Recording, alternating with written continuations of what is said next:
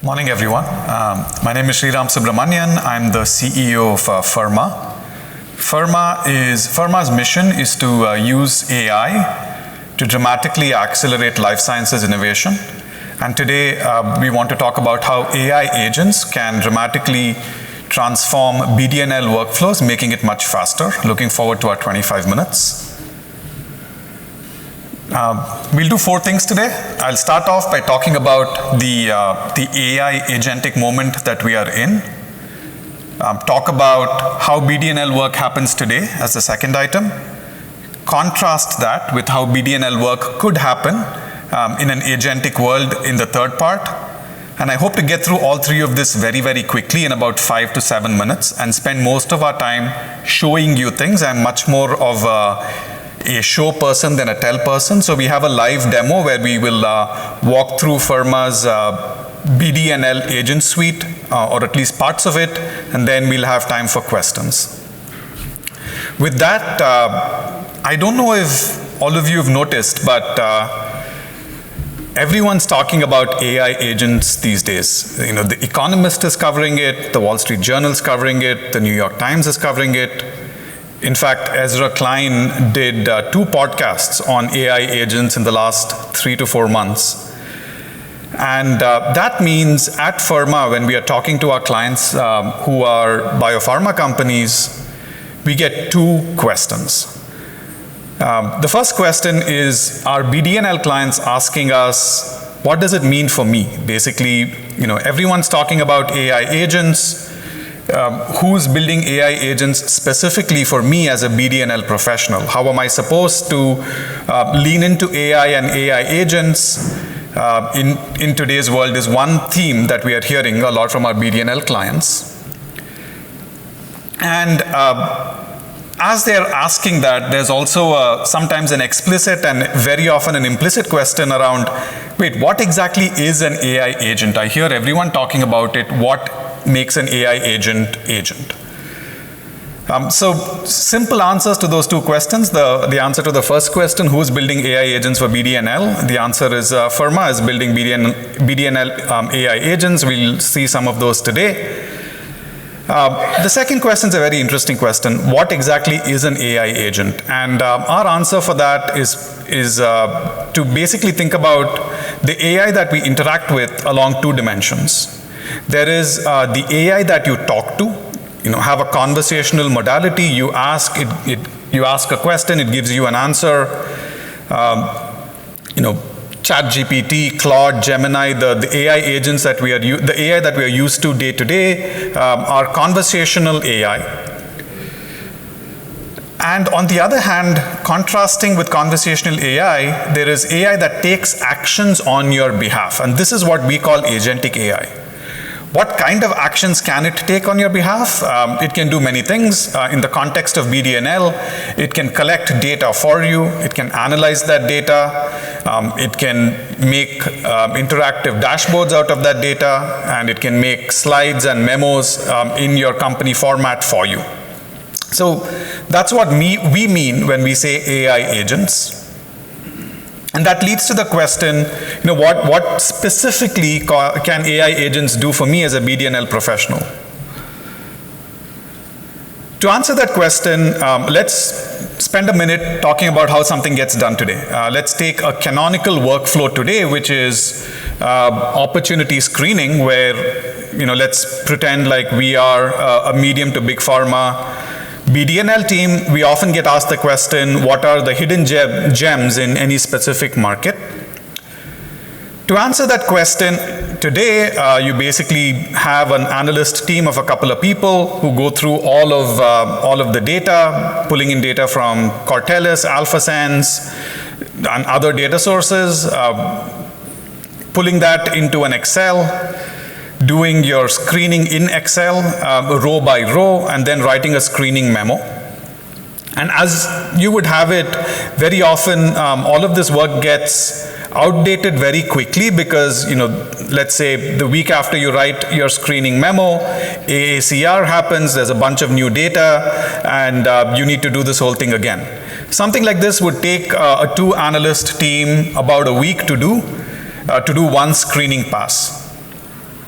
We believe that this way of working is a dramatic bottleneck in deal velocity for BD&L teams, and that's where the agentic approach comes in. To do this agentically means to take a fundamentally different approach, wherein we have tools, AI tools, search through the data for us and have agents do the work. And they can do everything from finding the data for you, reasoning through that data in the context of BD&L workflows, and ultimately create deliverables for you in your specific team templates. How does that happen? Basically, to do that, Ferma has brought together two ingredients that no one else has put together. There is a foundation of data, and on top of that, there is AI-specific skills. Let's talk about each of those. On the data side, basically, we have all of the data that a lot of the incumbents that we spoke about earlier, the Cortellises of the world, they have, but we also have data that they don't have. For example, data from every China pipeline page, data from 250 conferences, and we refresh this data nearly real time. So we have a foundation of excellent data for our AI agents to work with. And that's very, very important. AI is only as good as the data that is accessible to it, and we spend a huge amount of our energy pulling together fantastic data sets. But even those fantastic data sets is just half the equation. To go along with that data sets, we need to teach the AI exactly what to do with it, teach it the judgment that turns that raw data into a deal. And here, what we've done is we've worked very, very closely with BD&L professionals in the industry, from the buy side, from the sell side, and from the investment side. And basically, we worked with them to learn how they do these workflows and encodified it for our agents as well. So there is excellent data, and there is BD&L workflow-specific skills that we've built into our AI agents. And that now means that the same job, which used to take a week and could get outdated very quickly, now happens in a matter of minutes and is always fresh and always live. So that's the concept. I got through that in 8 minutes. So we'll now talk through the BD&L suite and walk through a couple of live demos. Our philosophy is, for BD&L teams, we want to have an agent for every stage of the deal, everything from sourcing on the left to closing on the right.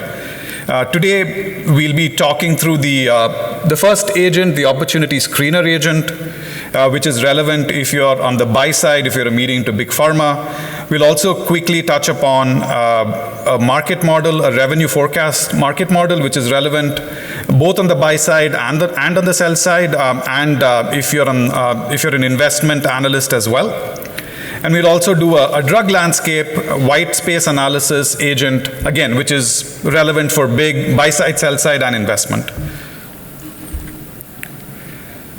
So we're going to start with the opportunity screener agent. And the concept here is you give it a brief for what landscape you want to screen, and it's going to start with the top of the funnel and filter down and find specific assets for you. So this is the Ferma homepage. On this, any Ferma agents user will have all of their agents lined up. We're going to build an agent right now. So this is the opportunity screener agent. We're going to hit the plus symbol, say that I'm a BD&L professional. We wanted to do an opportunity screener agent. And here we kind of give it all of the inputs that we are interested in. We basically say that we are interested in ADCs that target TROP2.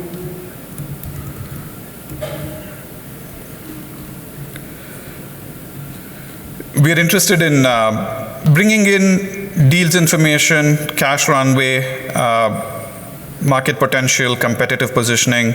On the efficacy side, I want to be very specific. I'm interested in filtering in only those assets that have a reported ORR of greater than 20%. Want to bring in the safety information, want to bring in all catalyst events as well.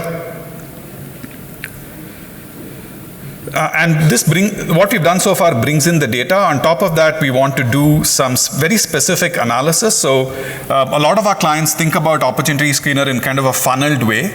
And that's what we are going to do. We're going to say, reason through this using a 4-step funnel. Scientific data must be available. We want to filter only those with ORR greater than 20%, needs a favorable safety profile, and rights need to be available for global partnership. So we give the agent that context. Sorry for that. This can just be default. We're going to name it.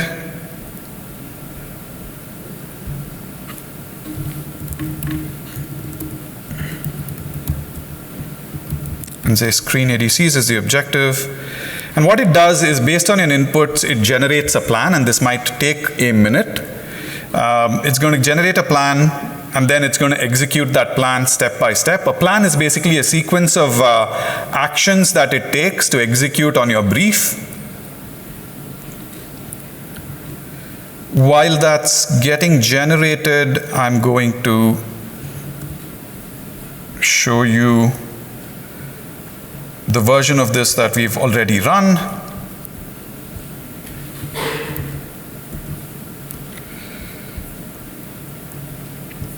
So when the plan is generated, you'll see something like this on the left-hand side. So in this case, it's going to take I think I counted earlier, an 11-step process to execute on your brief. Oh, it's still on the screen. Okay, sorry.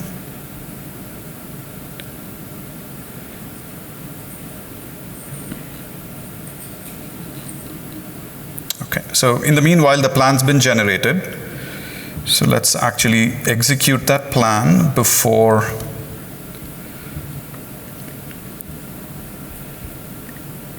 we come to the screen. So we execute the plan.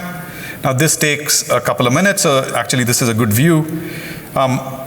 All of these steps are happening in parallel. It's doing a lot of data collection right now. So it's looking at all of the programs, bringing in the efficacy data, bringing in the safety data. This would take us weeks. Now it's happening real time. As this is happening, let's go to, this is an agent that's completed the run. So here it's basically started with 41 ADCs and found 5 of them, filtered down to 5 by going through the funnel that we wanted. This is the funnel. Only 11 had scientific data available, 10 of the 11 had ORR greater than 20%, and all 10 of them had favorable safety profiles, and 5 of them had global rights available. As we'll see, 4 of these 5 are actually China-based assets, and that's where our China data comes in. We have an embedded China team that sources data for us, and that makes our data very reliable. And if we go to data and look at the top asset that was picked, ESG 401, we look at the fact that it's got the latest readout from ESMO 2025, and you can click in and look at the data, and you can also dig into the actual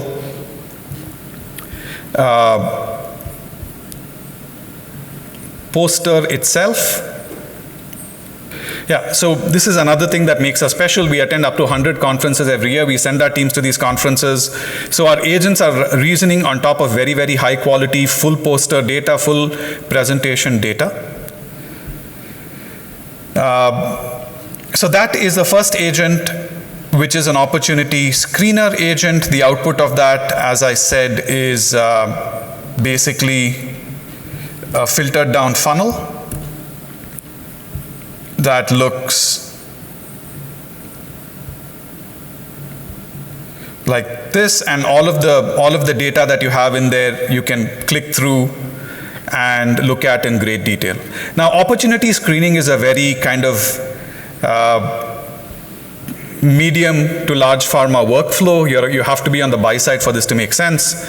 We also wanted to show a couple of agents that are relevant across the board, and for that we have a revenue model, market model agent. Here the idea is basically There is an asset, vonaprument, which is for geographic atrophy with a readout, phase 3 readout in 2026.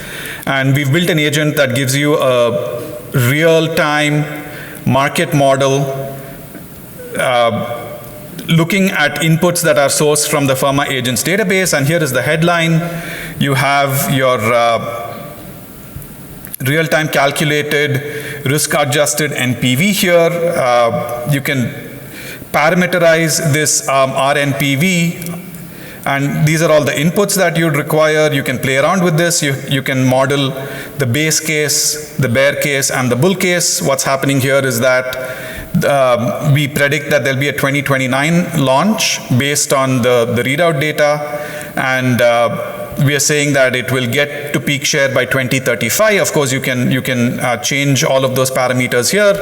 You can make your investment committee discussions much more interactive by building something like this and bringing it to the table. Of course, if you're medium to big pharma, you have teams that do this for you. And but if you are a smaller company now, you can do something like this on the fly. And the third agent I'll show you is a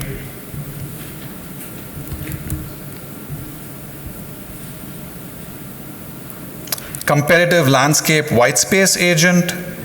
Again, if you are a medium to big pharma, you want to know how the landscape looks like. Here in GLP-1, we want to look at what the white space is from a mechanism class and from an indication cluster. We can see that on the neurodegenerative side, there isn't too much activity. There is actual literal white space here, whereas something like obesity and type 2 diabetes, you have a very, very crowded space.